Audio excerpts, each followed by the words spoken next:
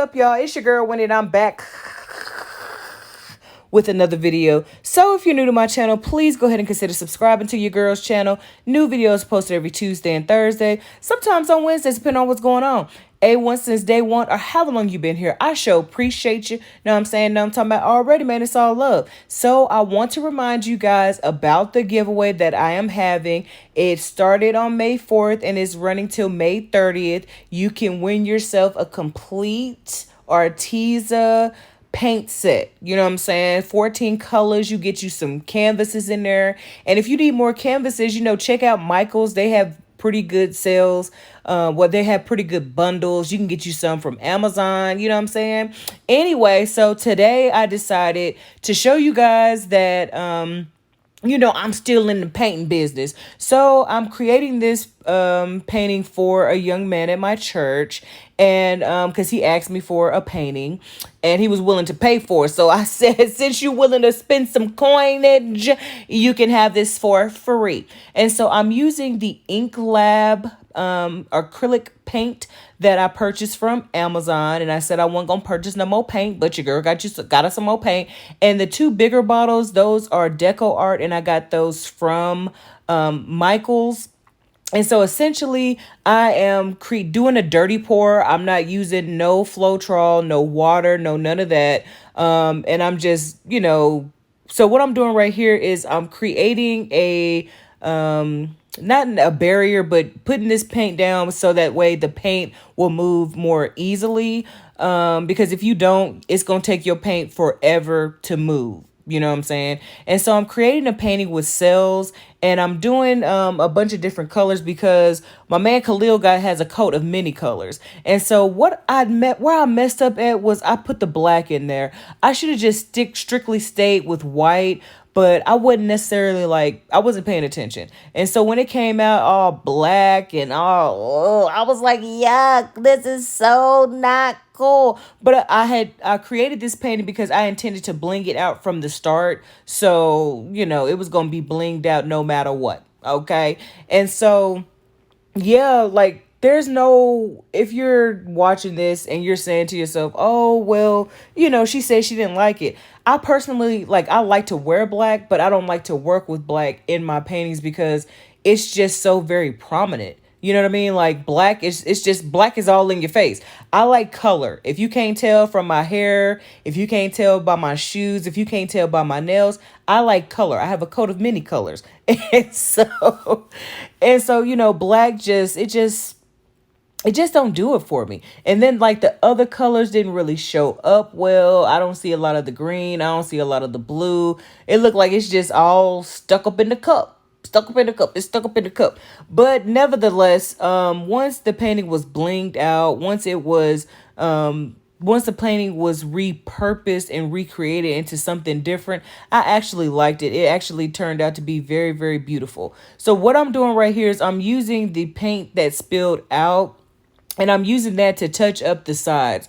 You want to ensure that you always touch up the sides because sometimes the sides the paint doesn't, you know, drip onto the sides, or if it does drip, you still see some of the white canvas. I actually want to start using black canvases because I think that would be so bad. But then I was like, using a black canvas, you ain't really going to be able to see it anyway, unless, you know,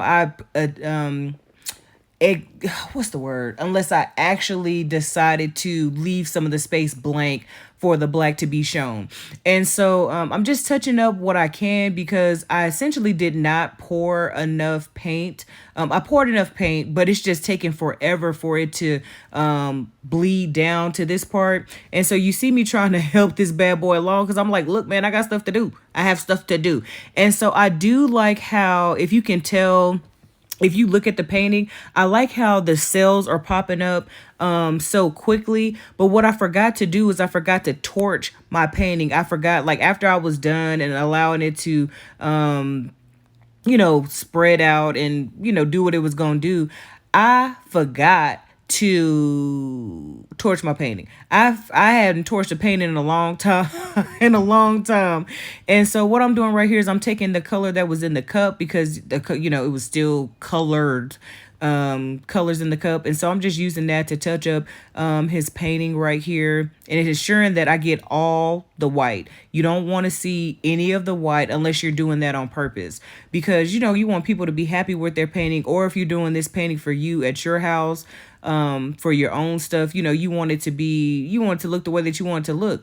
And so what I'm doing right here is, because this part right here was so dark and it was gray and all of that, I said, well, what I'm finna do is I'm finna put some additional paint in here, and I'm going to, you know, put this out, and I'm going to put the color in there, because that I want the color to be seen. I don't, you know, I did all this color for nothing.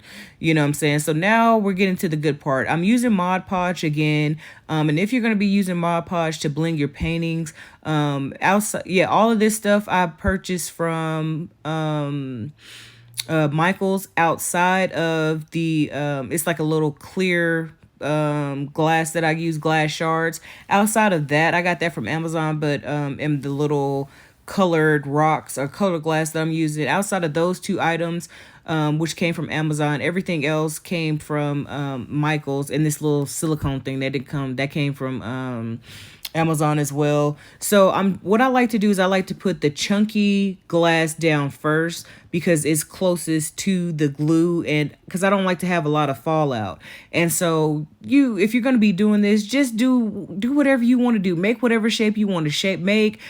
Just do what you want to do. This right here I got from Amazon, and I think it was like $9.99 or something like that. And I'm using this. So these are the rainbow. This is the rainbow glass. I essentially had bought it for myself, but because my boy got a coat of many colors, I decided to use it for him. And so I'm using like a hunter green, AB, well, silver AB, that's what I call it. I'm using gold, I'm using red, I'm using black. I only use a little bit of black glitter. All the stuff that I just mentioned, they're glitters. And so I only use a little bit of the black, because the painting already had black on it. And so what I'm doing right here is, essentially, I noticed, I'm like, man, this is not as big as I wanted it to be. So I just went in and kind of like did like a pinwheel motion on that, not caring about how I placed it down, because I knew that I was gonna come back through.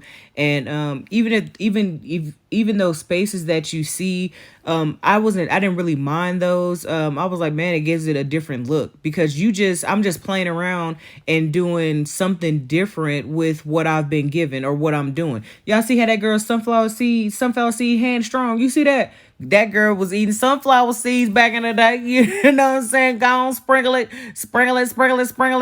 And so, yeah, I really have fun creating this or whatever. It's just the standard way that I normally do it. I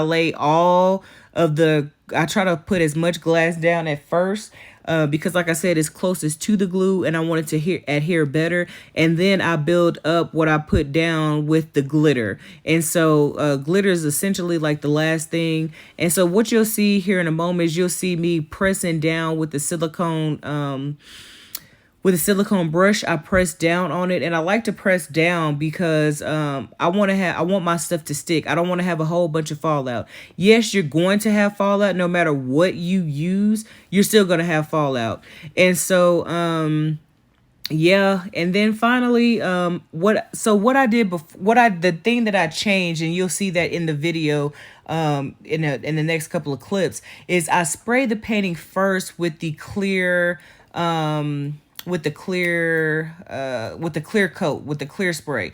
Then after I spray that, I come through and I spray the Gorilla Glue, because before, when I was doing it and I would spray the Gorilla Glue, I would spray the Gorilla Glue first, and I would have issues with it not being as bright as it was previously. So I spray the Gorilla Glue first, and then I spray the clear coat first, then the Gorilla Glue, and then I hit it again with the clear coat to ensure that it's still as beautiful and as a blingy and as vibrant as it was when I initially started it. So that's the only change that I made.